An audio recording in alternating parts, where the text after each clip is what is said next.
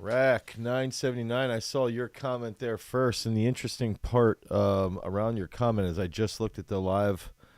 I just looked at the updated weightlifting rankings for Cuba. So I actually just saw that Haley will indeed be competing against the North Koreans. So I'm sure she's excited for that. She's always pretty excited to compete. All right, so we want to start off. Where's my shirt? There we go.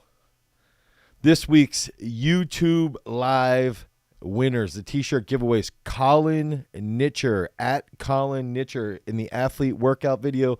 Colin, you're the one who won the free Swole shirt. And don't forget, guys, if you didn't win, these shirts are available at GarageStrength.com. And then Roid Free Senior. How fitting, based off of our shorts. And I think I did a Ghostface video yesterday that got posted on steroids and sports, PEDs and sports. So Roid Free Senior, he gets the T-shirt out of the PEX video at Colin Nitcher. You get the T-shirt out of the athlete workout video. And how to claim the prize, all you have to do is email us at support at GarageStrength.com that you won the giveaway and provide a screenshot of your YouTube studio using the same account that you used to enter the giveaway so that you can verify that you are indeed the winner. We changed our live streams to 3 p.m., so I'm pretty excited about this. I want to go into a couple questions that we got off of videos of this past week, some really good comments from this past week, and then we're going to get into some more of the, here we go, there's my mouse, and then get more into the comment section over on YouTube. So we are live on YouTube. We're live on Instagram. If you're new to these lives, you can enter to win those free T-shirt giveaways when we announce them inside of our full-length YouTube videos. And then if you comment and you have all your subscriptions active, you're then available to win those free shirts. And don't forget, those shirts are also available at GarageStrength.com, and we've got a couple other ones that are in the works that we're going to be releasing here shortly. So one of the questions, this is from TS. Oh, a $5 super chat. Boom. How long to hench from skinny? 2 years. I don't know what that means. How long to hench from skinny? 2 years. Maybe... Is this about me? How long to go from me being fat to skinny? Dude, that was probably over like a 5-year time frame. 5 years probably. I want to say 2016, 2017 was probably when I really started to focus on my weight loss. I'm assuming that's what TS is asking. I'm not sure about that 100%, but it took a while, and it took me a while to sort of dial in what type of nutrition does well for me, what's going on with me physically, how I feel, and all those things. So I want to get into this where I'm going to share, okay, I'm going to take these off the screen. So Colin and Roid Free, thank you so much. I love the names. We're going to get into a comment from Drip 369. Okay, let's go right here. This is a long one. Okay. Drip is asking, I have a question for your Tuesday live stream. I've watched many, many channels over the years, and I can't remember how I came across your channel, but did you know that you do a really good job with breaking down and then finding ways to solve the problems or needs of everyone? So, first of all, thank you, Drip. I appreciate that quite a bit. But I wanted to share this in relation to Drip's comment. I wanted to share this decent research paper here. Let's see here.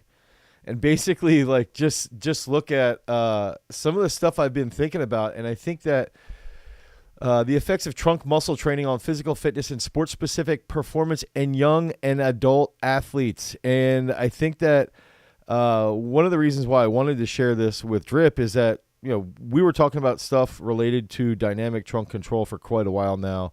And I think that one of the most important factors is figuring out how to improve training for all levels. I think the other big factor is how to improve training specific to young athletes, specific to novice or intermediate then level athletes as well, and then into the world-class and elite professional level athletes. And the big factor here relating to Drip 369's comment from How to Become a Speed Freak is that we actually train a lot of athletes here. Like, we're at an actual functioning gym. And I think that one of the areas that maybe some people don't get, I'm trying to figure out if I move over here. Yeah, there we go.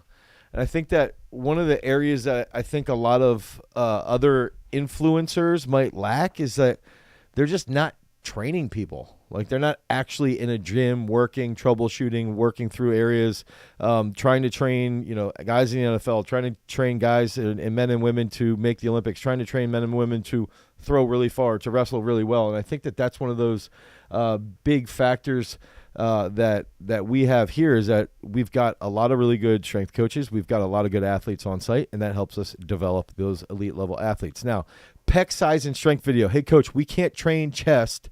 We can't train chest if we are into Olympic weightlifting, right?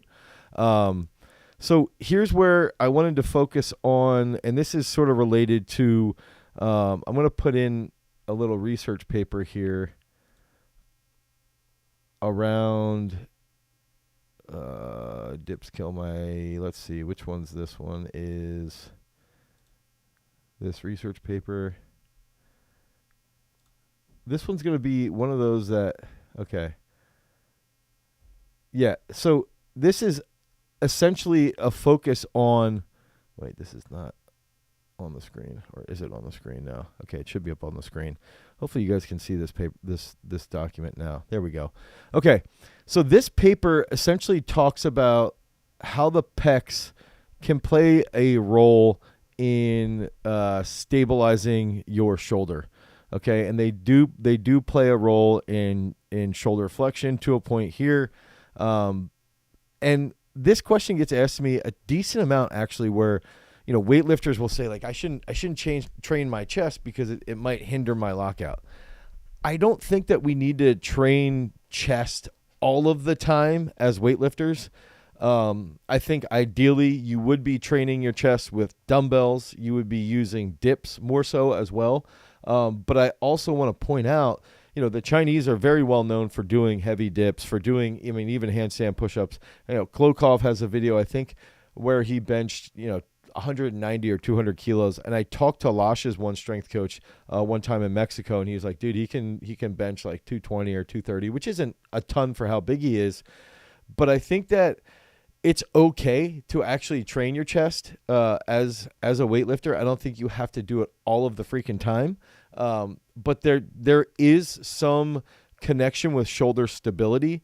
And as long as you're also working your rhomboids, working your lats, improving your mobility, I think that training chest is going to be perfectly fine as a weightlifter. And I think that it's important to recognize that really is okay. And I think that that sort of leads us into the next question here from Faniel Adagan, 5547. And this is a question that we were getting quite a bit from, wait, let's go right here. Yeah, okay, so the effects of trunk muscle training, I already shared that one. Now I'm trying to work through these papers now. Okay, so this is sort of related to this question where we're focusing on dips kill my rotator cuffs. What am I doing wrong? And so a lot of the comments that we got from our dip short were we can't train or we can't do dips because it leads to elbow issues. It leads to shoulder issues. It hurts my sternum. And essentially there's a couple different factors here. And this paper sort of goes into that a little bit. And so the abstract would be, lines of action in stabilizing the shoulder musculature. So that's going to be the first part. But then the second part here that I wanted to share is that despite the apparent, let me see here. I want to pull this open a little more. Despite the apparent destabilizing potentials of these prime mover muscle subregions, the combined action of the pectoralis major and lat dorsi may function to stabilize the glenohumeral humeral joint. So basically that little clip there and sort of helps us answer this question around dips, and shoulder joint and I mean, not only like just around what's happening there. And I think the major factor is that, I actually talked to Mobility Doc about a lot of these questions around dips. Okay, so that's another one. Was that if we look at like dips hurting rotator cuff, if your dips hurt your rotator cuff, then we need to strengthen dumbbell external rotation. Okay, so we need to focus on dumbbell external rotation if we don't want to have that shoulder pain, okay, inside while our shoulder joint while we're doing the exercise known as dips. If we have pain in our sternum, okay, then we lack, and if we watch somebody who is in the dip position quite a bit would be, let's think about gymnasts. Okay, they are very good at internal rotation. Okay, so if we have a lot of sternum pain, we're probably not that good at internal rotation, and we also might have our hands a bit too wide. So the next thing would be, if we strengthen our external rotation, and if we can strengthen our lats, and if we can, so we build up our rotator cuff strength, we train our teres major, teres minor, we improve our lat strength. Then we can slowly build into dips. And then we need to make sure that we're executing dips with our hands underneath our shoulder joints, ideally. So it's doing, dumbbell external rotations. It's working that internal rotation as well. And then it's keeping the hand position on the dips in a proper angle. And then that over a long period of time is going to help you be able to execute those dips. So that was a question from Fana Ladigan, 5547 from our dip short, which has been, probably one of the biggest shorts that we've put out with questions anyway. Where is this last one? Okay, so we got here dips question. Okay, here we go. What happens? Oh, shoot. What did I do here? Hey, Jason, any reason why my camera just went off?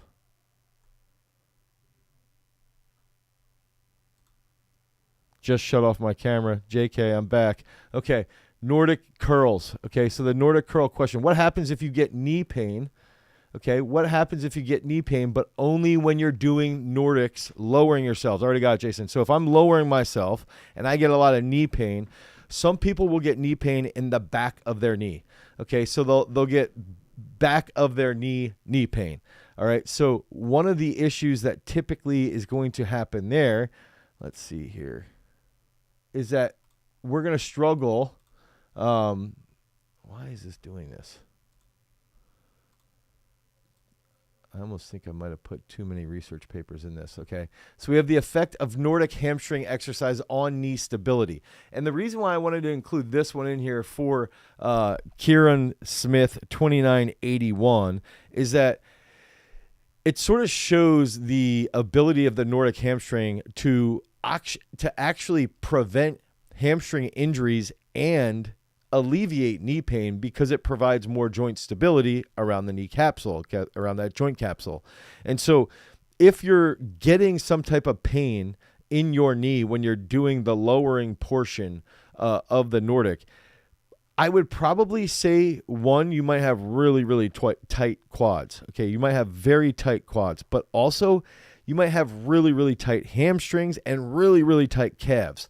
A lot of athletes that we have, when they first start to do a Nordic, okay, they'll get a cramp in the top of their calf just behind the knee, like right away, almost within like 3 or 4 seconds. And then that leads to some knee pain over a long period of time as well. And so I think that when you're looking at it, we've just got to be aware, like build into those Nordics a little bit slowly.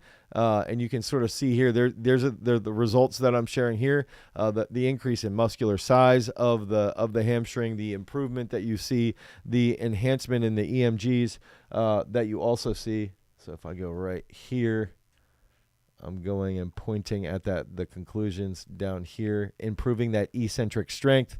Okay. So I think that this whole paper here was actually on soccer players and or world class football players, and them focusing on decreasing volume of their Nordic curls, mainly because they were not adhering to their training protocol, and they still saw an improvement in their overall hamstring strength. So I think when we're talking about Nordics, and if you have that knee pain, it's focusing on slowly lowering. Make sure your quads are lengthened. Make sure your calves are lengthened, and that's going to help you quite a bit. Sean Shepard with the super chat. What's up, Solidarity? I got those cramps, but not the knee pain. I do a lot of work on my hamstrings mobility, though. There you go. Sean, how are you doing? What can I do to activate engagement with the lats? If I do pull downs, rows, pull-ups, I never get sore lats or a pump. I think my delts and tries dominate the exercise. I've never had developed lats. So Sean, I would not, the tries probably would not be playing a role in your pull downs or rows. Maybe the rear delts a bit.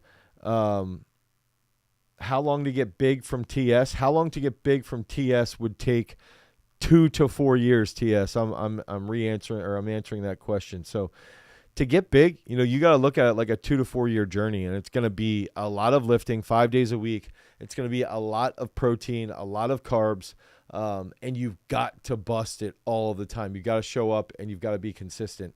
And I think that's like the big factor around getting big is that you've got to do the big lifts. You've got to be explosive, and you've got to get stronger. And this sort of factors into Sean's question of lats. A lot of people, when they deadlift, the only time they'll actually feel their lats getting sore is actually from deadlifts because they start to learn how to activate their lats. So Sean, one thing that you can do if you're trying to increase the size of your lats and develop them is see if deadlifting can stimulate a little bit of that lat soreness. And the other thing is that we've got to be aware that soreness doesn't necessarily mean that they're being active or that it does to a point mean they're being active. It doesn't necessarily mean you don't have to be sore to get gains. Okay. That doesn't have to happen, but it does play a pretty big role. And so answering Sean's question along with TS is like, if you want to get big, you should probably be power cleaning. You should probably be snatching. You should probably be deadlifting. You should probably be back squatting. You should probably be front squatting. You should probably be doing dips, bench, incline bench, pull-ups. Those are all the big lifts that you should be doing all the time, and you should be doing them for 4 to 5 years, eating a massive amount of protein and just consistently pushing yourself. Now, going back to Sean's question, what I would do is use some type of pre-fatigue. So if you do like a lat pull with a band here trying to squeeze just in the lats, or even if I'm in this position here and the band is out in front of me, I get a little bicep here and a little bit of lats, try and stimulate that, and then try and rip out some good lat pulls, really, really focusing on that mind-muscle connection. Pre-fatigue is probably the best way to try and really develop and stimulate that lat growth that's going to lead to long-term buildup. All right, so let's see. If I'm hearing clicking noises on my left hip in the front, but I don't feel pain that much at all, should I continue running? From Uncle Fester, one of my favorite names here, Uncle Fester. I believe that as long as you do not feel pain, you should be okay. There's instances where the clicking can lead to some serious knee pain or hip pain. But if you're doing, let's say you're doing side band walks, let's say you're doing an overhead split squat, let's say you're doing a single leg squat, and it either alleviates your knee pain or your hip pain, it alleviates that discomfortable or should we say that uncomfortable clicking, then I would argue like then you should be perfectly fine. Now, if you notice it starts to lead to like a dull pain, I would immediately back off and try and target that with some type of specific mobility work. And while you're targeting that area with mobility work, you should also hammer in, some type of strengthening work. So lengthening the hips, trying to do single leg squats more frequently, trying to do curtsy squats, and that should help get rid of that clicking. What did I see here? Uncle Fester. Yeah. Okay. So I think I had that in my left shoulder a bit. I hurt to a point I didn't work out for a week. Yeah. Uncle Fester, I don't think that's something to be worried about. I've been struggling since I can remember to lose stomach fat so I don't have to breathe out in order to see my abs. I've been doing stomach exercises for the past 2 weeks and the process. Okay. First, when we're thinking about stomach fat, I think the big factor that we've got to look at is what's your diet, okay? If we're eating a pile of junk food and we're eating excess calories, we're not going to get leaner. The best way to see your stomach, your abs, is to actually lose that adipose tissue. And that's going to happen by being in a consistent caloric deficit. And so if you get through a caloric deficit, now that's when you're more likely to actually have your abs show. And that could take a very, very long time. Some people, myself, have been very large in the past. I actually had this, I wanted to share this picture with you guys because I had this image sent to me where I was just super, super heavy. And it took me an extraordinarily long time for me to get to the point, let's see if you guys can see this, to where you can actually see, I'm going to show Instagram first. So that's me. Can you, yeah, you guys can see that. That is me in, I want to say 2017, 2018, maybe 2017. So you can see how fat I was there. And it took me, now I'm looking at what, 5 or 6 years to start to get the abs to come through.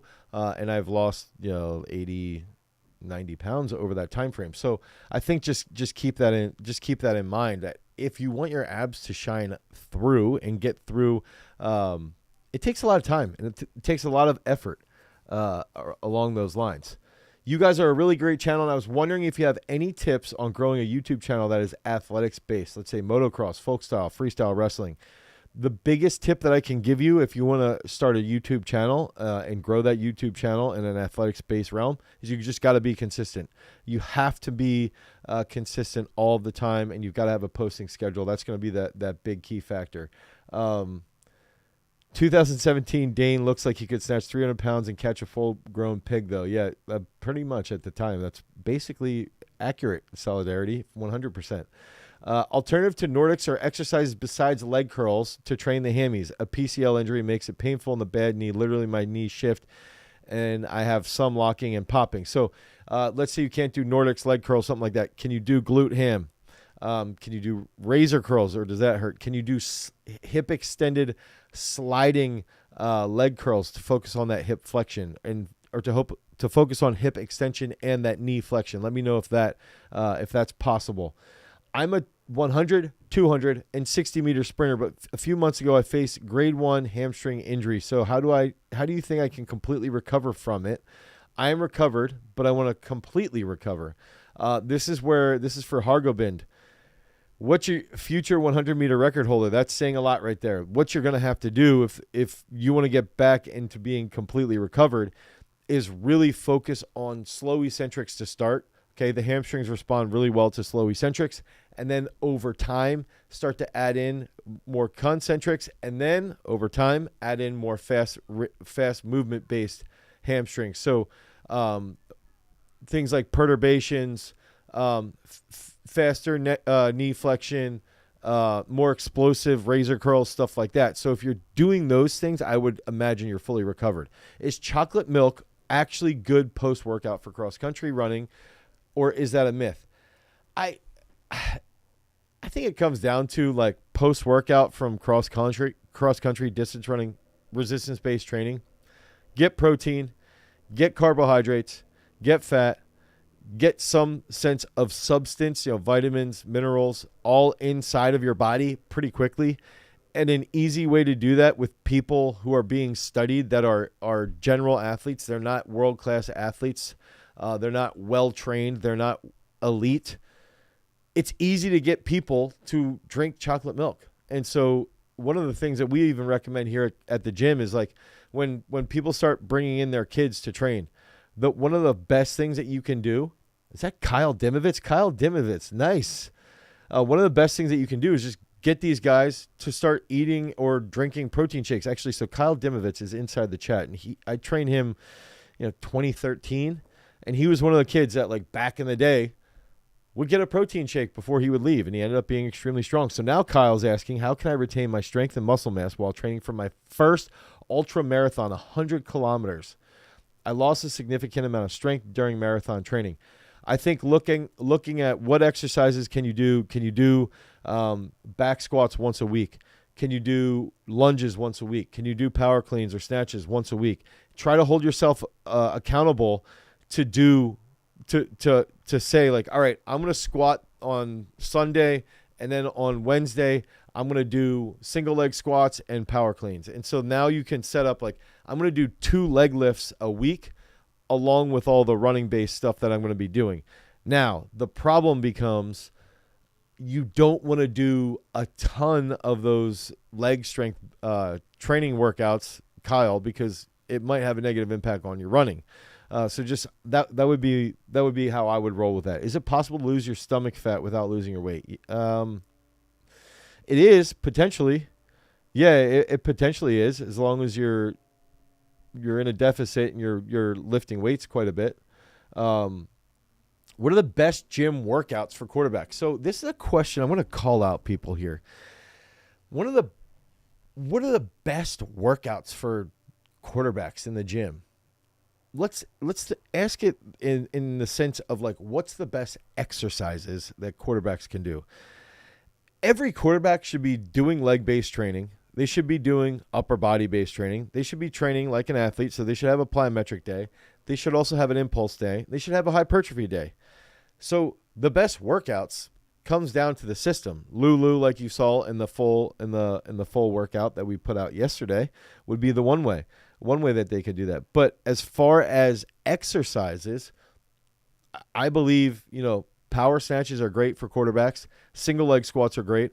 Dumbbell external rotations, a lot of pull-ups, lengthening their pecs, making their shoulder stability a little bit more primed so that they can handle getting hit, having more muscle mass.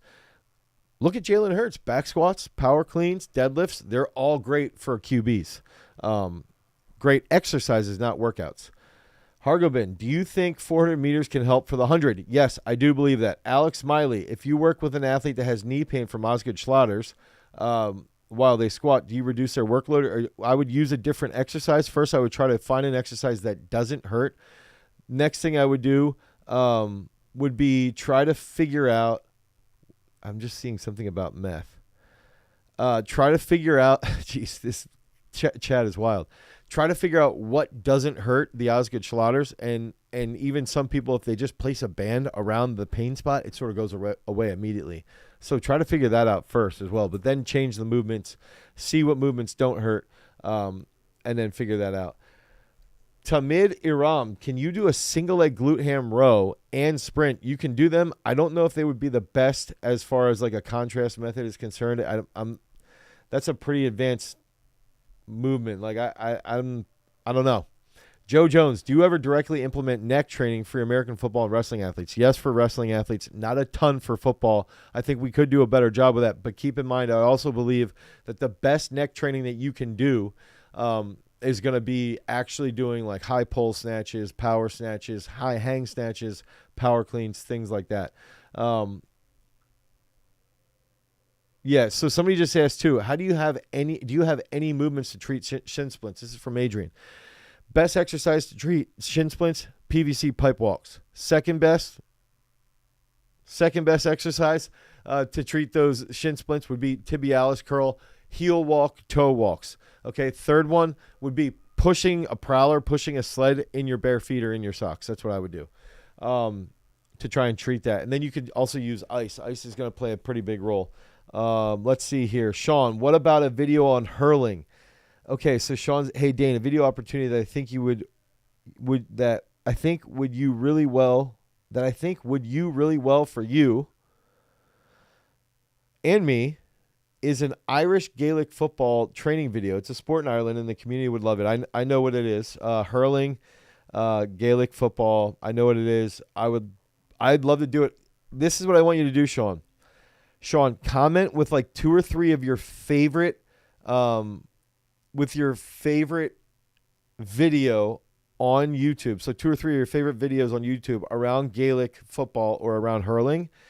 Comment in there And then I'm going to go in and I'm going to save them into my planner, and I'm going to check them out tonight. And then we'll think about doing that on Peak Strength. That's something that we would put on Peak Strength. And I don't know if you guys head over to Peak Strength. The YouTube channel is killing it right now. It's starting to grow quite a bit. And we've been doing some really like cool, unique reactions, very unique things around training. I think what's interesting is we can get into the real nitty gritty on the Peak Strength channel. Andrew B. Winter. Leg workarounds for older lifters who require a new hip and can't do back squats. I'm 58 on Thursday and I've added in body weight squats, frog leg hack squats, and I'm tired of extensions. I was going to say, can you do sled pull backwards, pull a sled backwards? Can you do lunges backwards up a hill? A lot of people that have knee problems have almost zero knee pain when they lunge backwards up a hill. That's something that I've found to be very, very interesting. Let me know if you can do that. Man, more people saying stop doing meth. Austin, what's the best way to consume creatine? I've been taking it every day for the last few weeks. MVP Brucey B. So we've done some creatine discussions with Scott Forbes, okay? And Scott Forbes has even talked about, okay, take creatine post-workout with protein, okay? I like to take it with milk.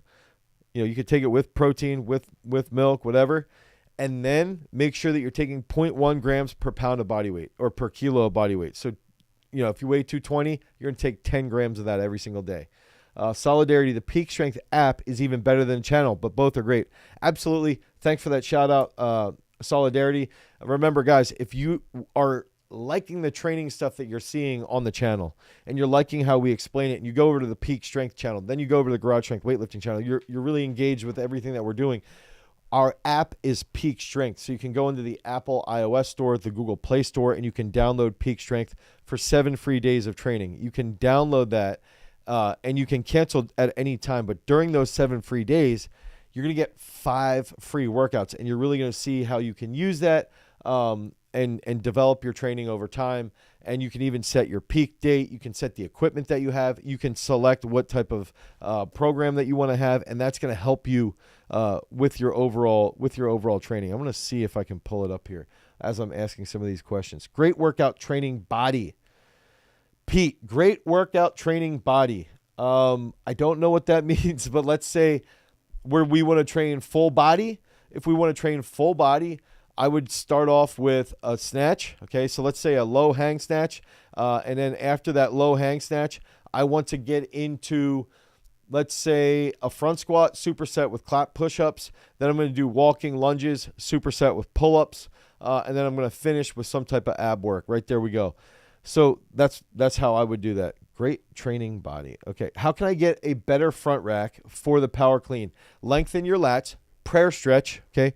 Do the prayer stretch, do scorpion, okay? You can do, even more pec stretches, and then work on lengthening your triceps as well. So I want to show you guys this. I'm going to go in and I'm going to build a new program. So this is inside of the app here, okay? So one thing you can do, you guys can see that. I'll show the, but one thing you can do here, there we go, is that you can scroll up and down and you can see all these exercise or all these workouts, all these programs. Okay. And so if I click on, let's say I want to click on that, now I can build my program out, answering those questions and even talking about the equipment that I have, put in my apps or put in my lifts, put my peak date, how many workouts I want to have a week, what's my body weight, and it builds a program based off of that specific sport. So, head over to peakstrength.app. What would you have a 15-year-old Olympic lifter prioritize in her training? 15 years old, weightlifter. I'm not sure how good they are. Did they just start or not? The first thing I would do is focus on technique. While we're focusing on technique, I would develop their back squat and front squat. Focus on technique to the biggest priority, build their back squat and front squat, and then add in a lot of variations to help improve their technique, and then that's going to, over time, help them. How often do you think a 17-year-old swimmer should be strength training? I can answer this question really well because I train one of the best 17-year-old swimmers in the entire country, Ella Robertson, who's going to MIT to swim. She's a state champion from Michigan. She lifts 4 days a week, out of season, in season 2 to 3 days, depending upon her training. And she's extremely strong and extremely good. Can I also ask, as someone, this is from Sean, as someone with not a lot of strength yet, how do I learn good form to start doing Olympic-style lifts? The most important thing is to start doing them. Okay, so you start doing them. You focus on, Andy just said that she has great technique. So if she's got great technique, build the strength and then build the variations that she's not good at. We also offer custom programming for weightlifting. Maybe she can be the next Haley Reichert. Let me know. Okay, so going back to Sean, learning how to weightlift comes back to, one, starting it, just doing it over and over and over and over again. Okay, getting hundreds of thousands of reps, like hundreds and thousands of reps, 10,000 reps a year, over and over and over again. Then finding the areas where you sort of lack. Do you stink in the overhead position for a snatch? Is your front rack weak? Is your jerk weak? And try to figure out how you can improve those things. And then the next thing you can do that Solidarity just pointed out, you can actually join our Discord and you can actually put videos into Discord and we'll comment on them.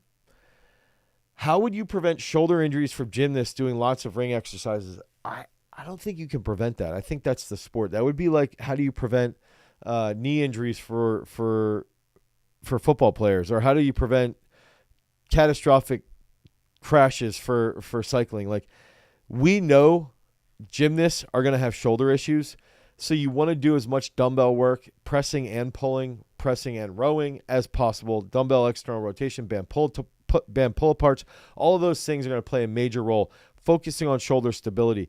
There's still going to be a point where that becomes an issue, okay, because there's so much volume. Frederick W., is it possible to make a peak strength explanation on tapering? So explain tapering. Now, what I would ask here, Frederick, is thanks for super channel, garage strength, and peak strength. No problem, Frederick.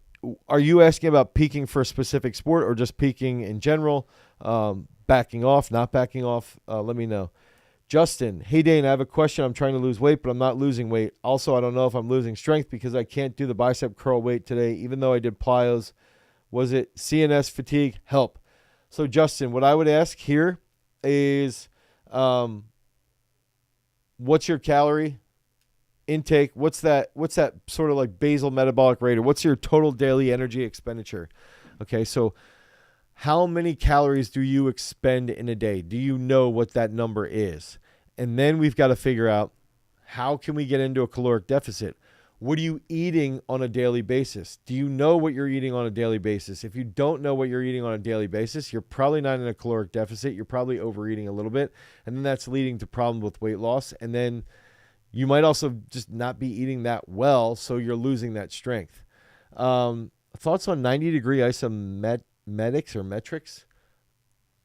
I don't know. Okay, so Frederick W. for a race. He is asking about tapering for a race. So Frederick, you want me to put that on Peak Strength's YouTube channel? Is that what you're saying? Frank said he joined Discord, but he can't comment. I'm not sure about why that is. 05 Raw Dog.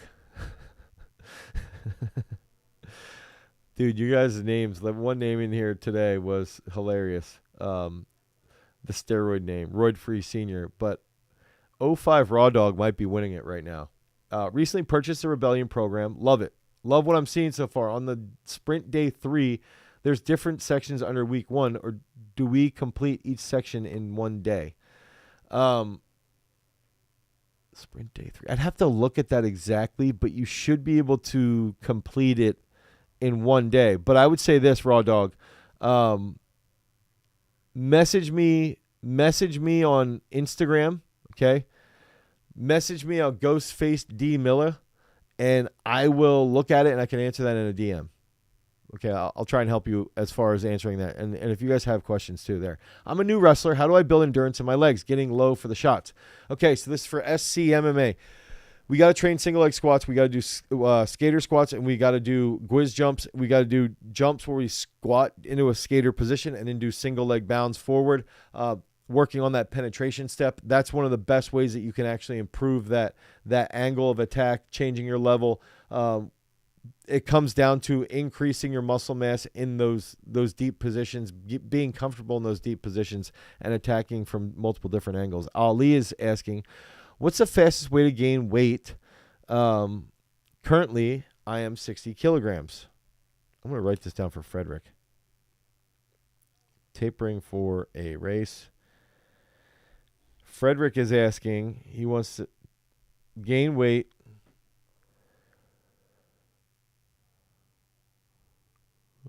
No, Frederick was asking the tapering. Okay, so going from 60 kilos, this is for Ali. Gaining weight is just like losing weight, but the opposite, right? If we need to lose weight, we have to be in a caloric deficit. We have to be. We can't not be in a caloric deficit and lose weight.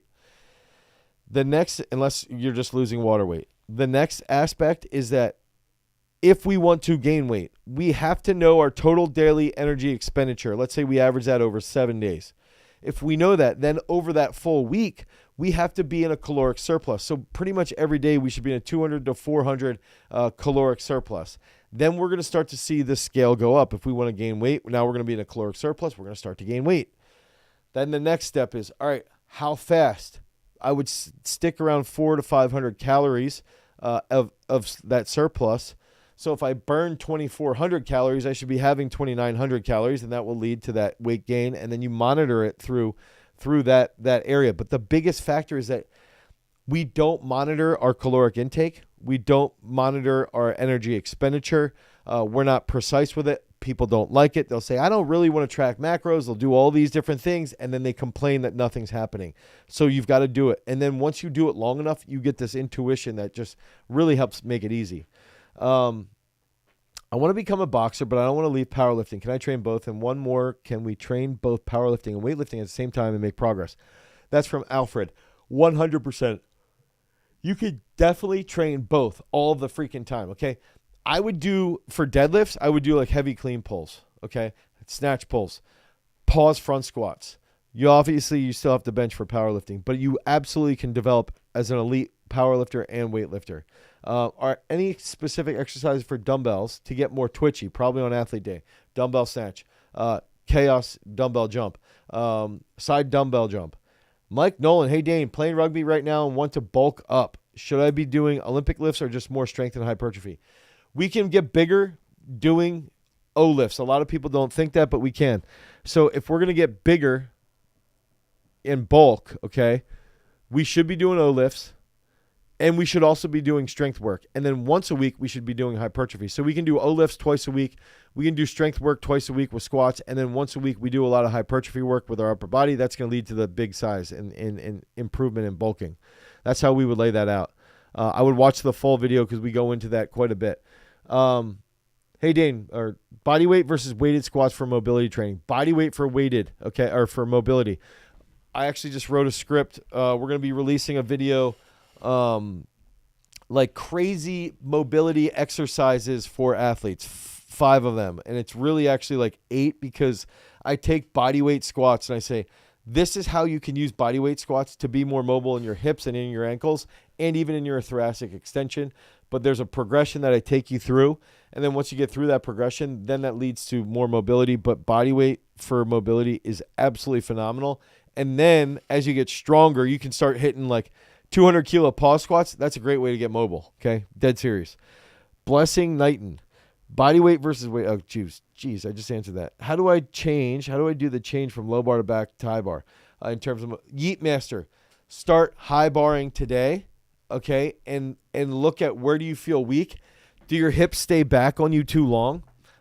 If your hips are staying back on you too long, then you need to do more front squats.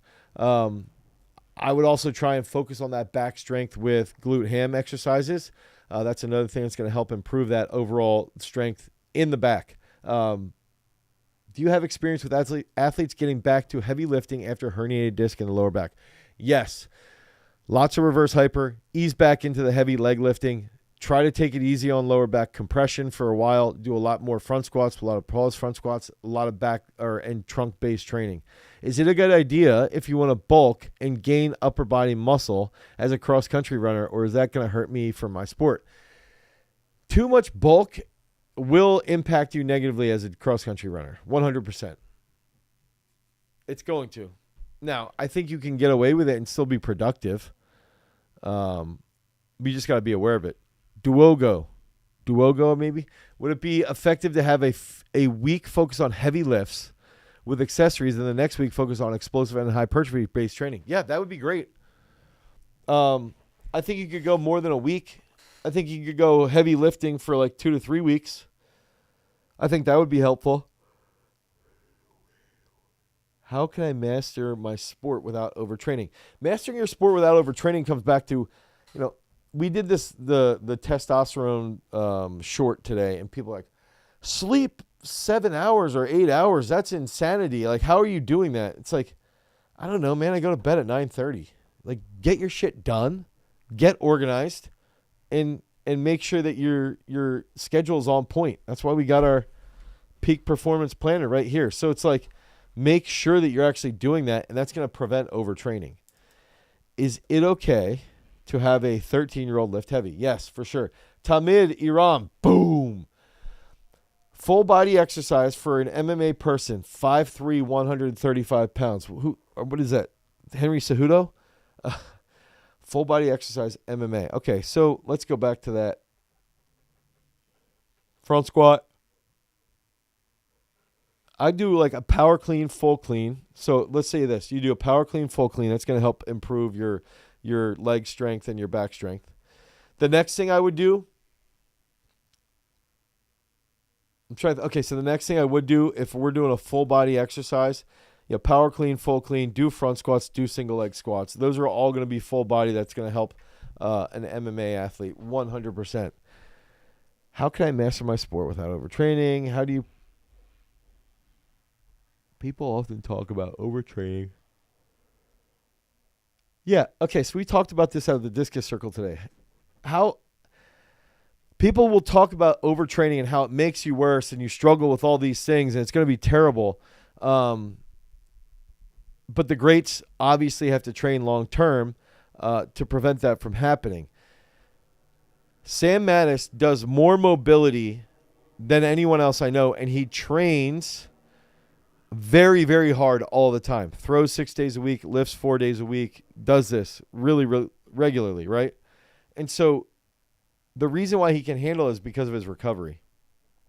Just keep that in mind. I've been feeling my lower back pain with back squats or really just most bracing needed movements. What good exercises are there for lower back?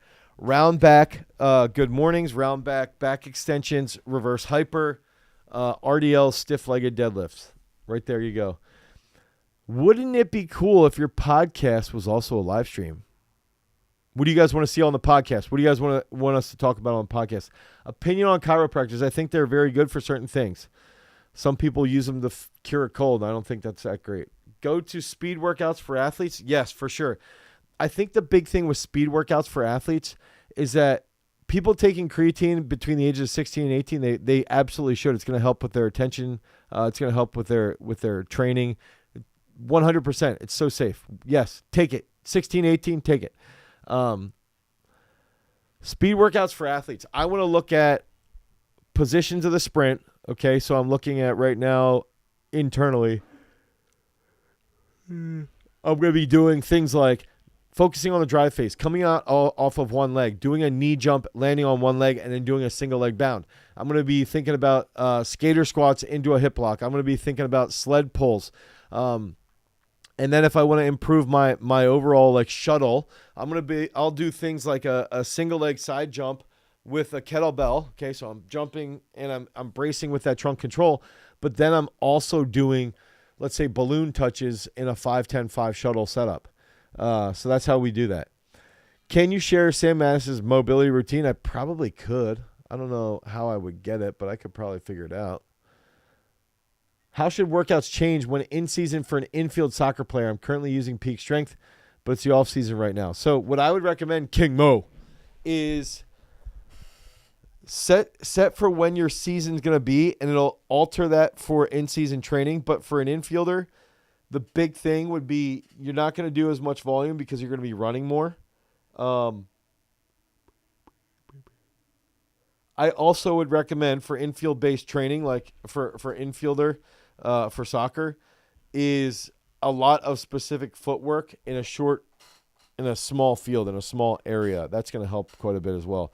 What exercises would you use to address an athlete with hip impingement? Side band walks, single leg squats, slow eccentrics. Sam's mobility routine would make a cool video and throws you 100%. So I don't even know if you guys know this, but we've got Garage Strength Weightlifting, Garage Strength Podcast, Garage Strength,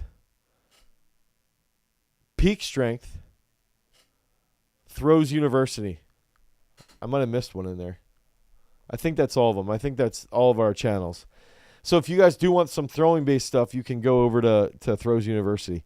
What shoes do you recommend for plyos? I think like a little bit thicker soles help quite a bit with plyometrics. I like Asics. Honestly, I like these a lot that I have on. The Asics Cumulus. No, I'm not sponsored by Asics, but I like these quite a bit.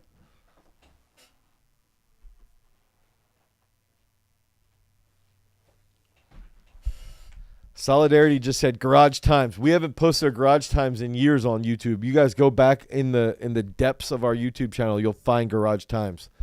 Let's see. How can I lower this? There we go. My hips are getting tight there. I ran this morning. Okay, so if we go to... Yeah, you guys are doing a good job today. I had a lot of fun with some of these questions in here. A lot of crazy fun. That the question on tapering was big. How to bulk.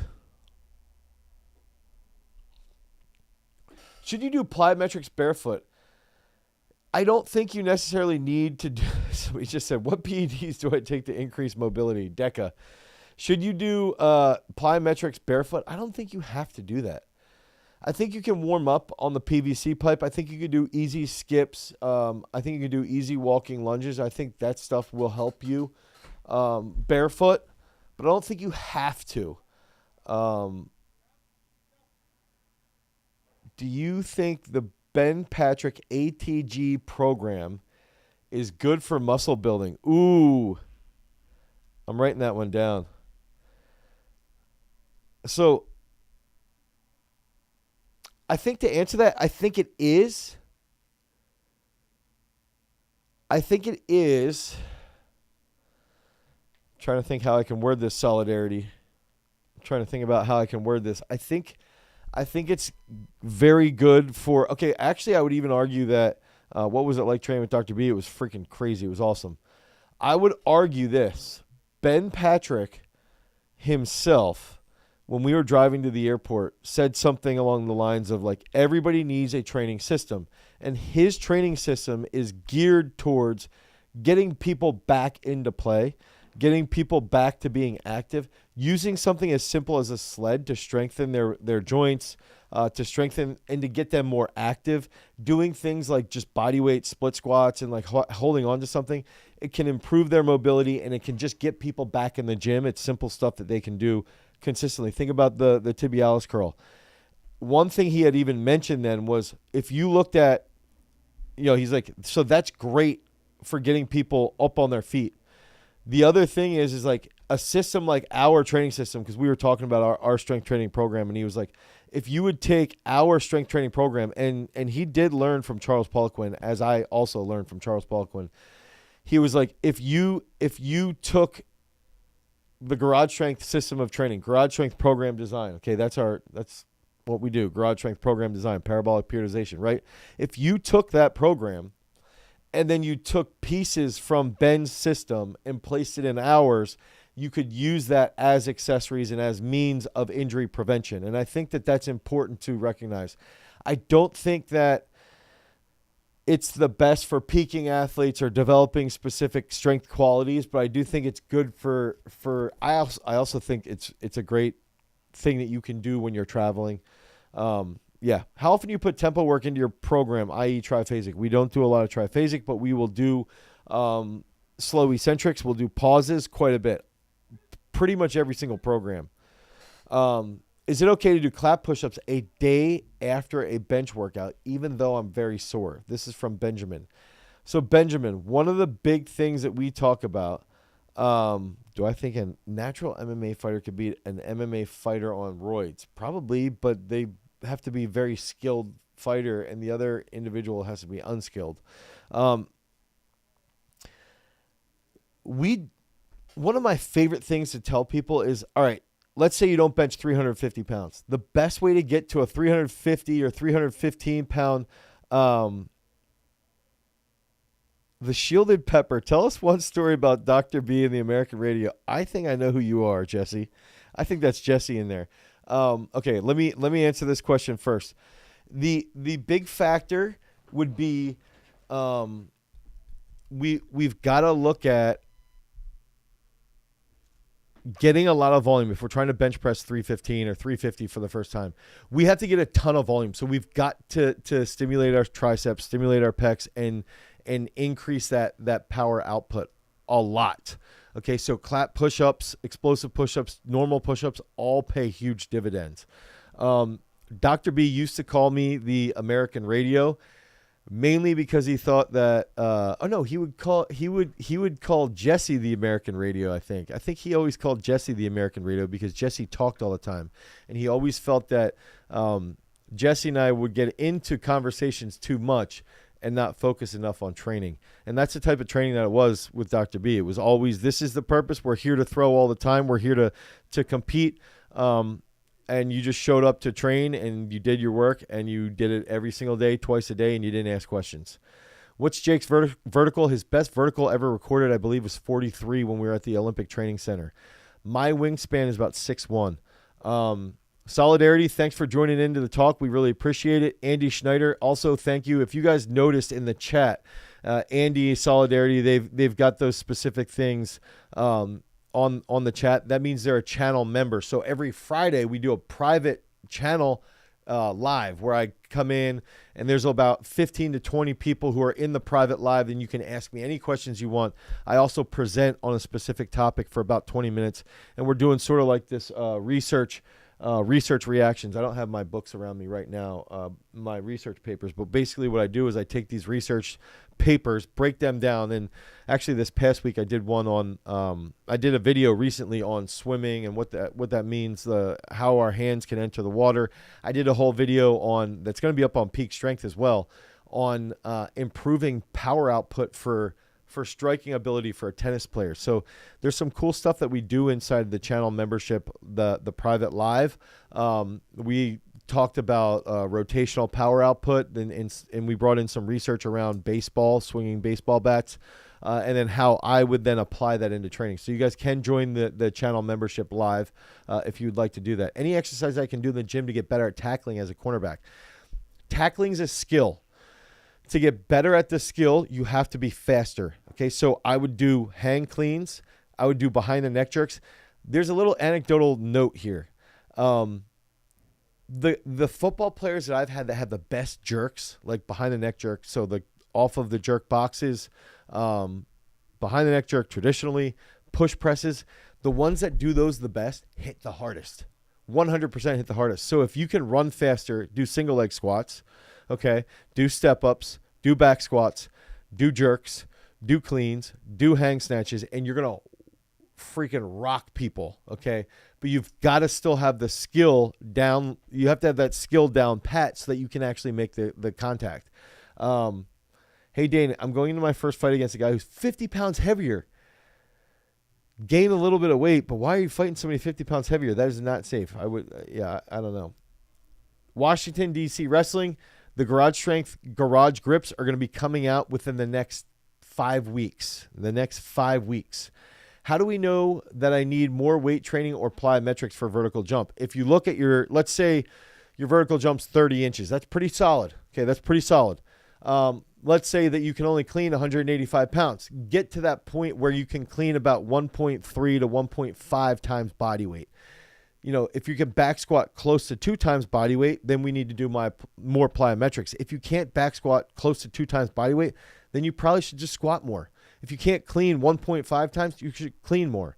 And then you should still do plyometrics at least once a week, athlete day at least once a week. 9-9, would you rather do more weightlifting or field work as a quarterback, and how much of which would you do a week?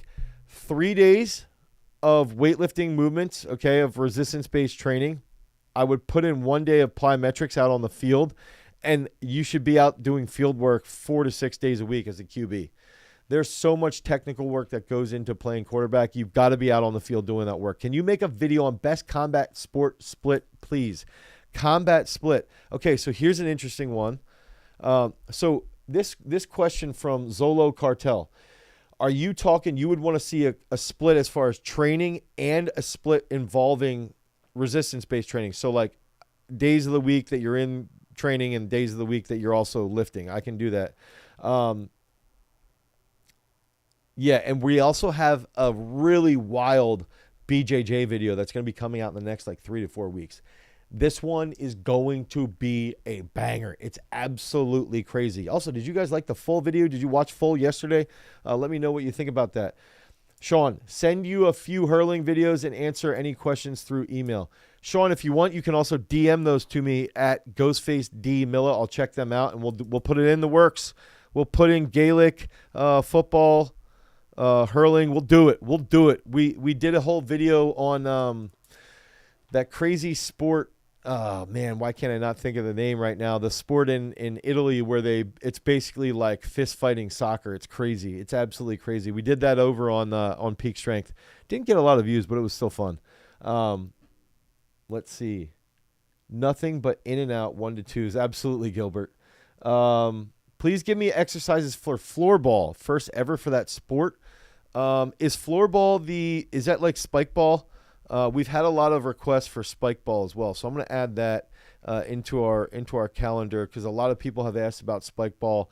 We've had I've looked at a couple different YouTube videos from somebody in the chats. So spike ball is something that we do want to do more of. Do I need to do more core work if your back starts hurting from heavy weightlifting? It depends. It could be mobility. It could be core. It depends on your mechanics. Need help with plyometrics. I get sore in my Achilles and in my quads when doing and after plyometrics, 120 kilograms body weight. Dylan, what I would recommend is start doing plyometrics on a padded area first, and also just do very low intense plyometrics to start the workout and then slowly build into those more intense movement patterns. Best exercises for beach volleyball. I thought we might have done one already for beach volleyball. I know we've done one for volleyball. I thought we've done one for beach volleyball, but I could be wrong. Jason could comment in there. Yeah, solidarity. I was wondering that too. What is exactly floorball? Yes, I feel like all the strength and conditioning videos from trainers are always explosive movements, but not quite explaining why. Just sign up for the Peak Strength app and your video about athletic muscle build video. Okay. Zolo, thanks for signing up for Peak Strength. I think that's going to help you quite a bit. You're going to see how we lay out the blocks. You're going to see the exercises that we choose, and you can even do exercise replacements if you need to. What do you think about pogo jumps for increasing vertical? Pogo jumps, I love pogo jumps. I love using pogo jumps earlier in a plyometric training session. So like during athlete day, I like to do a lot of pogo jumps. It is spelled GhostfaceDMilla, M-I-L-L-A-H. GhostfaceDMillah. Thank you for the MF Doom. I'm thinking about getting a King Ghidorah shirt as well. So we've done a general volleyball, but we have not done beach volleyball. Can I replace sprint with assault bike? For sure, but this is for RY. Are you a football player or soccer player? Because if you are, I would keep just doing regular sprints or hill sprints. Finish the big squat program. Currently doing bodybuilding for weightlifting program. It's time to run the peak program right. Trevor, absolutely. Get in it. It's absolutely fantastic. It's going to help you. Now, go in, fill it out, see what you think about it. Give it a week. You guys can cancel that at any time. You're going to love it. Floorball is indoor field hockey with long sticks. Oh, wow. All right. I mean, we have done 2 field hockey videos, if I remember, a while ago. I love field hockey. I probably would love floorball. I'm a basketball player. That's for RY. I think you could still do sprints once a week, RY. Sprints on the assault bike are great, but I do think you could do it as well. This is from Matt B, actually. Matt B, for 10 to 12-year-old basketball players, simple. Goblet squats, walking lunges, single leg squats using the single leg pad available at garagestrength.com. Doing basic movements like cleans, learning how to clean, learning how to dumbbell snatch, things like that. Sprint 2 times a week for rugby players. This is for Nicholas. Nicholas Ayala. We just filmed explosive exercises for rugby players. This morning we filmed that. So stay tuned for that to come out. Sprint 2 times a week. Yeah, you could sprint 2 times a week, and that would be very good. I also think you need to do really specific resistance-based training as well. Absolutely. How to get stronger, how to get faster but stronger for track sprinters. Okay, so this is where I would do pause squats with an auditory command, hang cleans, hang power snatches, low hang snatches, single leg squats, step-ups. Do that. Or, of course, what you can actually do, Jordan NV, is go to peakstrength.app. You can download the app and go in and click on the fact that you're training for sprints. And then you can actually use that to develop. Trevor Peterson, thank you. I appreciate that. If you don't mind writing us a review also about Big Squat or about any of our programs or about Peak Strength, if you don't mind writing us a review on that, we really, really appreciate that. And that's the other thing, guys, is that if you guys get products or you buy a T-shirt or you pick up the app, anything that you're doing, if you leave reviews that are positive reviews and supportive and kind, like I love them, I read them. I read a lot of the YouTube comments. I don't think people realize how often I'm in our YouTube studio just looking through the comments, reading them so that we can answer these every single week. And then don't forget, too, guys, that when we answer your comments or when we look at these comments, that's how we select who's going to be winning that free T-shirt each week, too. So floorball is more speed and technique, less physical than most European sports, it feels like. Okay, I'll check it out. I might have to watch that tonight. Shubham, you want to get taller at the age of 20? I doubt that's going to happen. I hate to break it to you, but I doubt that's going to happen. I really like how you mixed explosive athletic strength mobility on your Build Athletic Muscle video. Maybe something like this for combat. Got to go. Just signed up. Thank you, Zolo Cartel. And the Inside Peak Strength, that's how we set up the programming. So stay tuned on that. All right, it's 4:10 or 4:09. You guys have any other questions? Comment in there. Why the heck don't you have gray hair? Hey, I got some gray hair right here. Gray hair's coming in on my chin. I don't have any hair on my head, though. That's where I went bald already, Jesse. Now, if you guys want to join the channel membership, you can join that channel membership and then submit those questions on the community feed. It's, $10 a month. It's very, very enjoyable and interactive. We go back and forth. And if you guys comment each week on our long form videos with questions and you make sure that your subscriptions are all active, you can comment, and that puts you in the pool to be given or awarded the free T-shirt, the free swole shirt, or whatever the shirt is that we're going to be using. And then, as we do that week over week over week, that's going to keep building, and it's going to be cool. We're going to have good dialogues, and I like this today because I'm walking away here. If you guys put these comments on the videos as well, we sort of pull those questions. I'm going to try and get research each week that we can use. So we would use that research to help answer your questions. Click the join button under the actual video, and that's really easy. Rodolfo just said, how old is too old to compete? I'm almost 40, but thinking about competing in MMA or maybe a wrestling tournament. Former D1 national qualifier. I would do this, Rodolfo. I would get into a wrestling tournament for sure. Get into a wrestling tournament. I think that would be fun.